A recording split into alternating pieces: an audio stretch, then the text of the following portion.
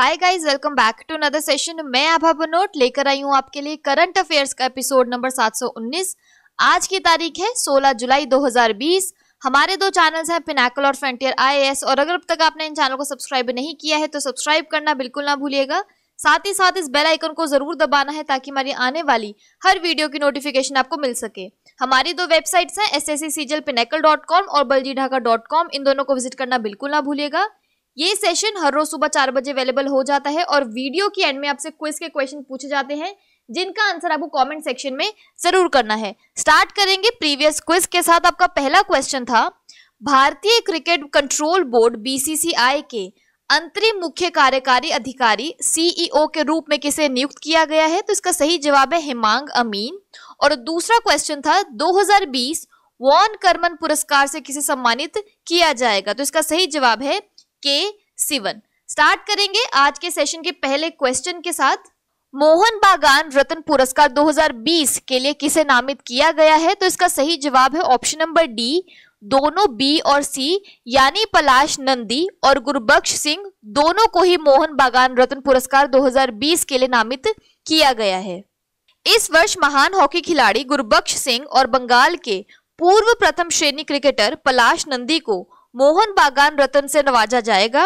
Ashok Kumar hockey, Pranav Ganguly football और मनोरंजन Porel athletics को लाइफ टाइम अचीवमेंट अवार्ड दिया जाएगा।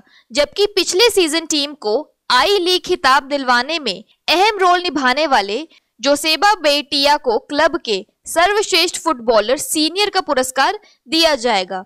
अंडर 18 टीम के सजल बाग को सर्वश्रेष्ठ यूथ प्लेयर का अवार्ड दिया जाएगा। भारत के दिग्गज फुटबॉल क्लब मोहन बागान कोविड-19 के कारण 29 जुलाई को मोहन बागान डे के अवसर पर कोई कार्यक्रम आयोजित नहीं करेंगे। इस क्लब ने अब इंडिया सुपर लीग ISL के क्लब ATK के साथ विलय कर लिया है। यहाँ फोटोग्राफ में देख सकते हैं। और क्विक रिवीजन की बात करें तो किस भारतीय स्क्वॉश खिलाड़ी ने PSA विश्व रैंकिंग के शीर्ष 10 में प्रवेश किया है? तो सही जवाब है जोशना चिन्नप्पा। अगला प्रश्न है, विश्व युवा कौशल दिवस कब मनाया जाता है? तो इसका सही जवाब है ऑप्शन नंबर D, 15 जुलाई। विश्व युवा कौशल दिवस हर साल 15 जुलाई को दुनिया भर में मनाया जाता है। विश्व युवा कौशल दिवस के लिए इस वर्ष के संदेश के मूल में कुशल युवाओं को विकसित करने का महत्व है। इस साल की थीम है स्किल्स फॉर रेजिलिएंट यूथ। यह दिन स्किल इंडिया मिशन की शुरुआत की 5वीं वर्षगांठ का प्रतीक है। इस अवसर को चिन्हित करने के लिए कौशल विकास और उद्यमिता मंत्रालय द्वारा एक डिजिटल कॉन्क्लेव का आयोजन किया जा रहा है। अगला प्रश्न है, दर्पण पोर्टल और मोबाइल ऐप के लिए किस राज्य को एलिट्स एक्सीलेंस अवार्ड 2020 से सम्मानित किया गया है? तो इसका सही जवाब है option number B, Chhattisgarh. Chhattisgarh सरकार की महत्वाकांक्षी सुराजी गांव योजना और अन्य प्रमुख योजनाओं की निगरानी के लिए तैयार मुख्यमंत्री दर्पण वेबसाइट और मोबाइल ऐप को राष्ट्रीय स्तर पर एलिट्स एक्सीलेंस अवार्ड 2020 से सम्मानित किया गया है। छत्तीसगढ़ को यह सम्मान डिजिटल इंडिया के तहत देश की प्रतिष्ठित IT संस्था एलिट्स टेक्नोमीडिया नई दिल्ली द्वारा प्रदान किया गया है। इस वेबसाइट और मोबाइल ऐप का उद्देश्य सीधे मुख्यमंत्री सचिवालय से छत्तीसगढ़ सरकार की प्रमुख योजनाओं की निगरानी करना और आम नागरिकों की जानकारी प्रदान करना है। यहाँ पे क्विक रिवीजन की बात करें तो किस राज्य ने भारत की पहली ई-लोक अदालत आयोजित की है? तो इसका सही जवाब है छत्तीसगढ़। बात करें छत्तीसगढ़ की तो इसके फेमस डैम्स में आता है मिनी माता बांगो डैम, हासदियो रिवर।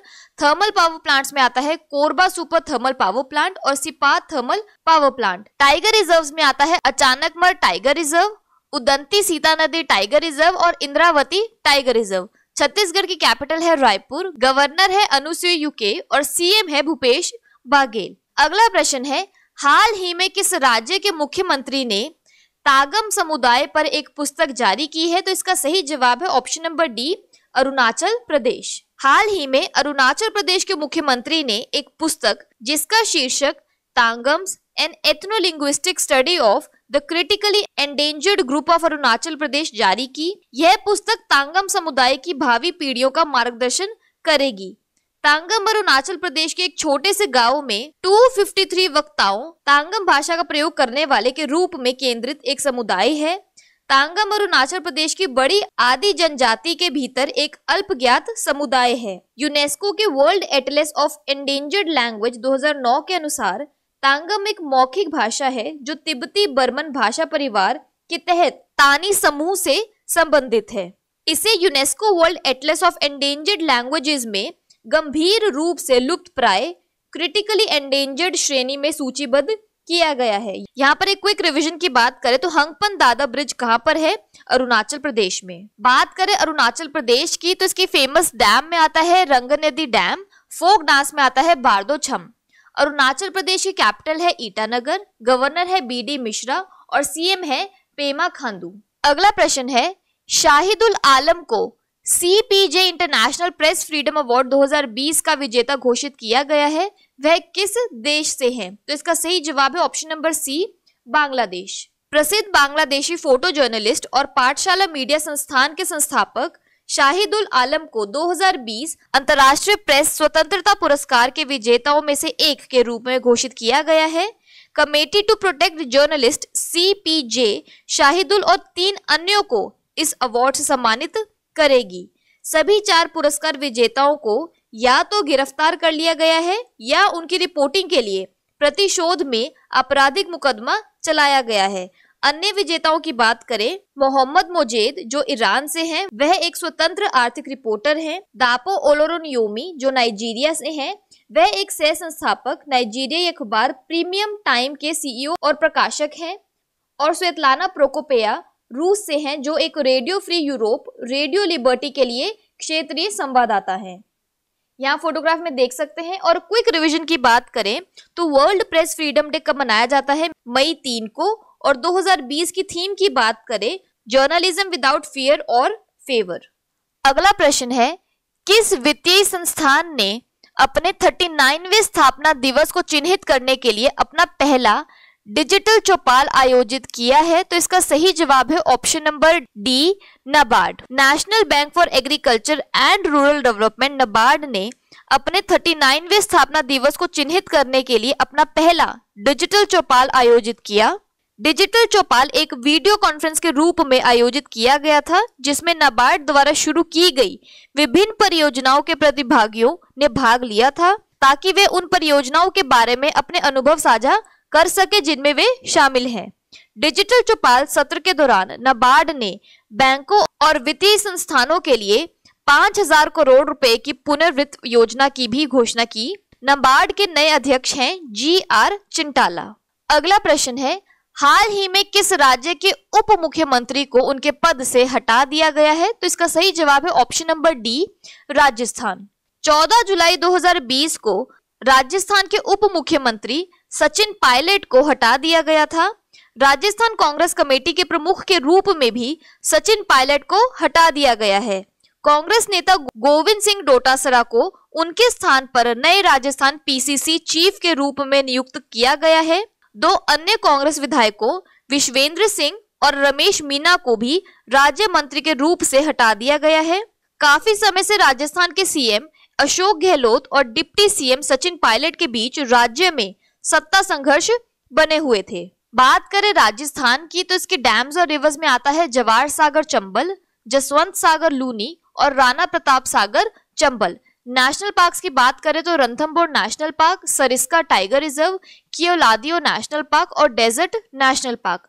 राजस्थान की कैपिटल है जयपुर, गवर्नर है कलराज मिश्रा और CM है अशोक गहलोत।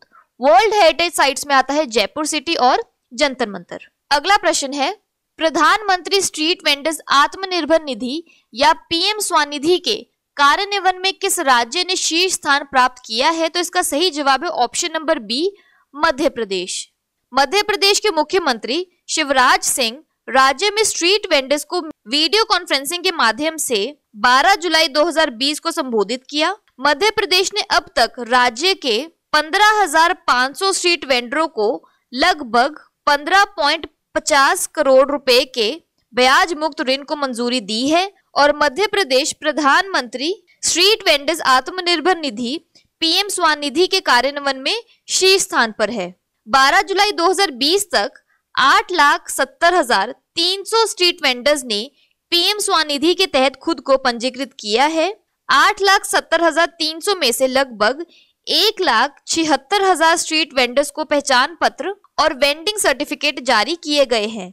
पीएम स्वनिधि या PM street vendors Atmanirbhar Nidhi एक क्रेडिट सुविधा योजना है जो 50 लाख से अधिक शहरी और ग्रामीण स्ट्रीट वेंडर्स की मदद करेगी। इस योजना से स्ट्रीट वेंडर्स को अपनी आजीविका फिर से शुरू करने में मदद मिलेगी। इस योजना के तहत स्ट्रीट वेंडर्स को 10,000 रुपए का ऋण प्रदान किया जाएगा। स्ट्रीट वेंडर्स 1 वर्ष के भीतर मासिक किस्तों के रूप में राशि लौटाएंगे।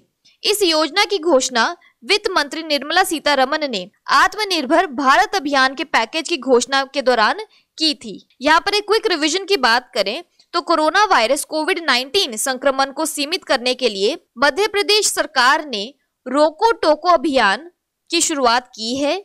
यह अभियान मुख्य रूप से उन लोगों के लिए संचालित किया जा रहा है जो घर से बाहर जाते समय मास्क का प्रयोग नहीं करते हैं। बात करें मध्य प्रदेश की तो इसके डैम्स और रिवर्स में आता है गांधी सागर डैम चंबल और इंदिरा सागर डैम नर्मदा।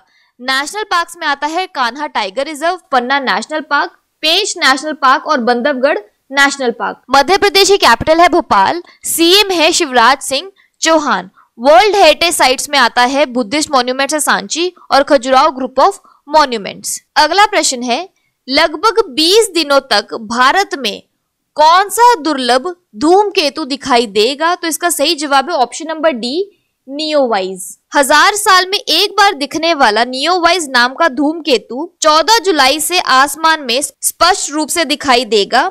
धरती के उत्तरी गोलार्ध में रहने वाले लोग इस धूमकेतु को नग्न आंखों से देख सकेंगे। भारत में भी यह नियोवाइज धूमकेतु दिखाई देगा। यह अगले 20 दिनों तक सूर्यास्त के बाद लगभग 20 मिनट तक दिखाई देगा।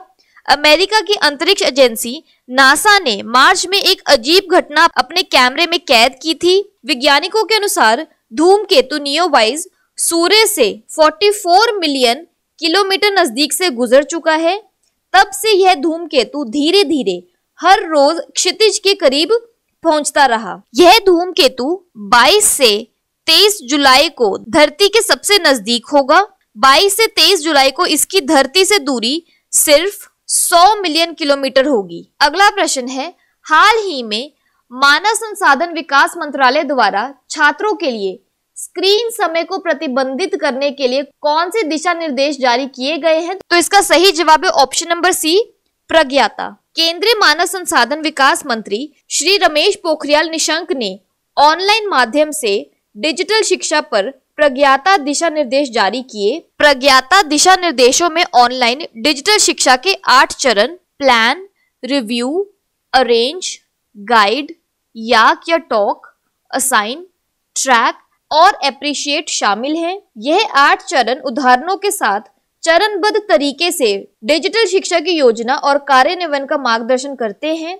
दिशा निर्देशों के अनुसार पूर्व प्राथमिक छात्रों के लिए ऑनलाइन कक्षाएं 30 मिनट से अधिक नहीं होनी चाहिए। कक्षा 1 से 8 तक के 2 ऑनलाइन सत्र, कक्षा 9 से 12वीं के लिए 4 सत्र आयोजित किए जाने चाहिए। बात कर लेते हैं आज के सेशन के क्विक समरी की। मोहन बागान रत्न अवार्ड 2020 के लिए किसे नामित किया गया है? गुरबख्श सिंह और पलाश नंदी को। वर्ल्ड यूथ स्किल डे कब मनाया जाता है? जुलाई 15 को। एलिट्स एक्सीलेंट अवार्ड्स 2020 किसे दिया गया है? छत्तीसगढ़ को। तांगम कम्युनिटी पर किस राज्य ने एक किताब लिखी है? अरुणाचल प्रदेश ने। शाहिदुल आलम जिन्हें CPJ international press freedom award 2020 दिया गया है, वह किस देश से बिलोंग करते हैं? बांग्लादेश से। किस संस्थान ने अपने 39th फाउंडेशन डे पर डिजिटल चौपाल आयोजित किया है? नाबार्ड ने। किस राज्य के डिप्टी सीएम को उनके पद से हटा दिया गया है? राजस्थान के। पीएम स्वनिधि में किस राज्य ने टॉप किया है? मध्य प्रदेश ने। एक रेयर कॉमेट जो इंडिया में सिर्फ 20 दिन के लिए दिखाई देगा? नियोवाइज। एचआरडी मिनिस्ट्री द्वारा स्क्रीन टाइम के लिए गाइडलाइंस का नाम क्या रखा गया है? प्रज्ञाता। बात कर लेते हैं आज के सेशन के क्विज फॉर द डे की। पहला क्वेश्चन है, विश्व युवा कौशल दिवस कब मनाया जाता है? और दूसरा क्वेश्चन है, प्रधानमंत्री street vendors Atmanirbhar Nidhi PM Svanidhi के कार्यान्वयन में किस राज्य ने शीर्ष स्थान प्राप्त किया है? और अगर अब तक आपने इन चैनल को सब्सक्राइब नहीं किया है तो सब्सक्राइब करना बिल्कुल ना भूलिएगा। साथ ही साथ इस बेल आइकन को जरूर दबाना है ताकि हमारी आने वाली हर वीडियो की नोटिफिकेशन आपको मिल सके। हमारी दोनों वेबसाइट्स ssccglpinnacle.com और baljeetdhaka.com को विजिट करना बिल्कुल ना भूलिएगा। Thank you so much.